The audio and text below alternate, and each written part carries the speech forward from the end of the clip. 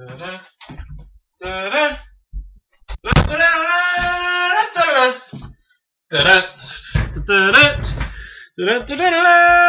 da-da, taste the cherry, tasty and sweeter than wine. Name that Drew Carey reference. Anyway, it's Nate Jackson here, the Criterion Collection guy. We got number 45, Taste the Cherry by Abbas Kiarostami.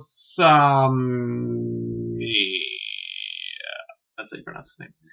And what a movie this was. This was kind of a trip. This will be quick because it's not a lot to say as far as plot. It's pretty minimalist. Basically, it's about this guy. Most of it's about this guy driving around looking for somebody to help bury him when he kills himself.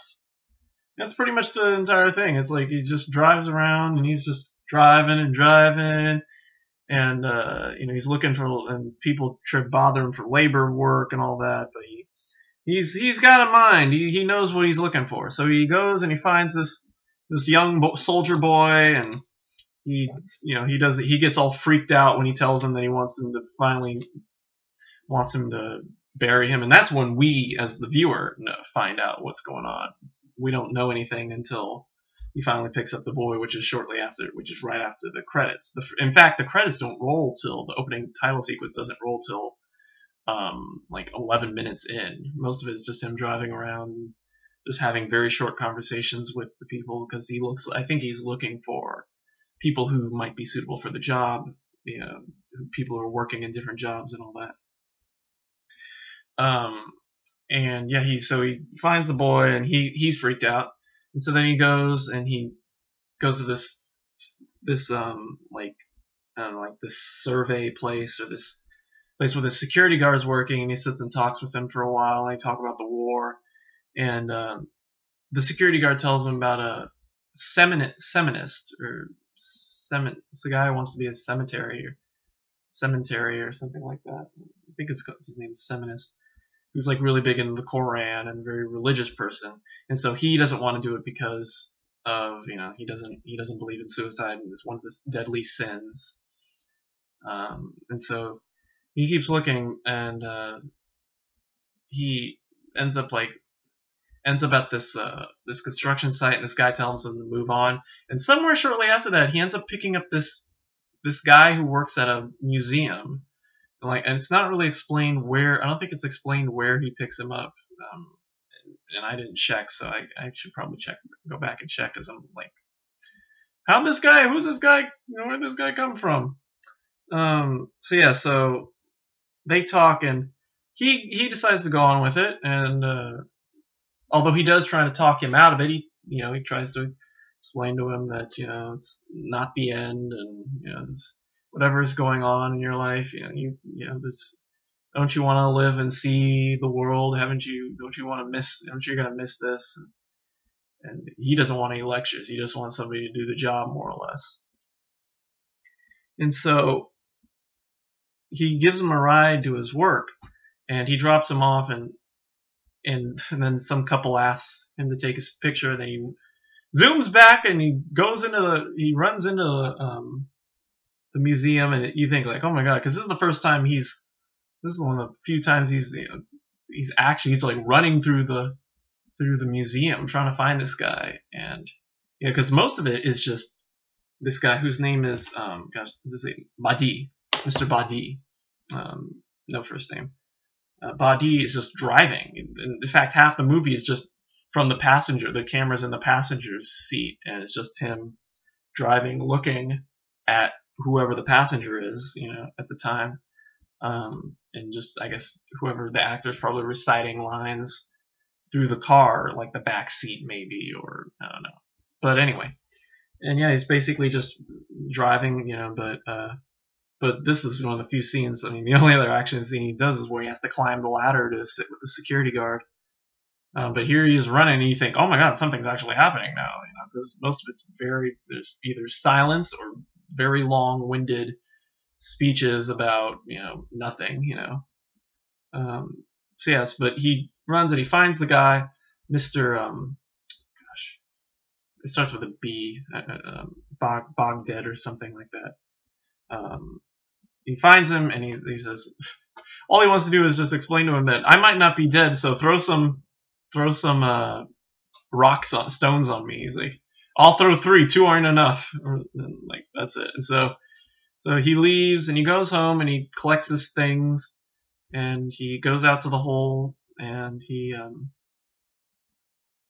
that's the thing, I don't know if I explained it, but yeah, he wants the idea is he's gonna kill himself. I guess he's taking like sleeping pills and he wants to, and then in the morning he wants someone to come and bury him, and but if he's still alive, then he wants to be alive. He wants to, live, I guess. He wants to make sure that, don't bury me alive, but if he isn't alive, then, put like, I think he said 10 shovelfuls in. So yeah, there's that. And, yeah, so basically he collects his stuff, goes and starts raining, and some really nice shots of it ends with like basically just showing him in the hole, and the thunder shows him with his eyes open, and he finally closes his eyes. And then sadly, the last 5 minutes are kind of disappointing because it kind of breaks the fourth wall and shows like the not supplements of the making of it, like a camcorder shot of like them making the film of like the soldiers marching from earlier when he was talking about talking to the young soldier about how they used to march when Badi was in the army. And yeah, so basically they show that, and then they eventually start playing the Louis Armstrong arrangement of St. James Infirmary. Although I don't think it's not his performance because it sounds too good. Yeah, so that's basically the plot. Now I don't know about, this is a pretty minimalist film, so it's hard to say, like, there are some great shots, Kiaro Sami, I'm gonna call him Kiaro Sami, definitely had some good shots, especially like, the sky just as, the rains start and it almost goes dark just before the movie, quote unquote, movie ends. As well as some great shots of just, I'm assuming Iran, that's where they shot it. I'm assuming that's where it's from, so I'm not sure if it was actually shot in Iran or not. And yeah, there's just some great shots of things, and I think it kept my attention. That's good. But yeah, no, and I think one of the greatest things about this film is that it's not about, once you figure out what it's about, I don't know if, I definitely wasn't concerned about whether or not, why he was killing himself, and that's not the concern with this film. It's more just about, whether or not he'll be able. You're just more concerned about whether or not he's going to be able to kill himself. You're rooting for, this guy to, to be able to find the person who can do this. Someone who can break down and actually do this with only knowing this guy for like 5-10 minutes or so. Because someone whose conscious is clear enough to be able to perform such a task. And in the end, assuming he found somebody, it's not explained yet whether or not the guy who worked at the museum followed through, but you're hoping he did. And yeah, that's all I have to say about this one. We'll keep it relatively short compared to Red Shoes, and we'll give it a B+ because the ending was a little rough, and there were certain things that I feel like it could have been a little more clear, a little more on point, but still, it was a very good movie, and I would like to see it again sometime. In fact, I'd probably like to own it because it's definitely it calls for discussion. And there you go. Special features. They called them special features back then, not supplements. Special features. And all this is just an 18-minute interview with the filmmaker Abbas Kiarostami by Iranian film scholar Dr. Jamshid Akrami. He talks about his directorial style, censorship. Talks about Quentin Tarantino when he used to make films for children, and yeah, that's about it. And then there's the trailer, which is kind of lame. Doesn't really give away anything, which is kind of good. Mostly just those like best film of the year, Time Magazine, and then just a feature filmography. So, oh, let's show it one more time because it was pretty good. Taste of Cherry, B+. Get it, watch it, and have some time. It's not too long too. 95 minutes, 97. Yeah. Anyway, later. Woo! So as you know, supplement. It's a Criterion double feature.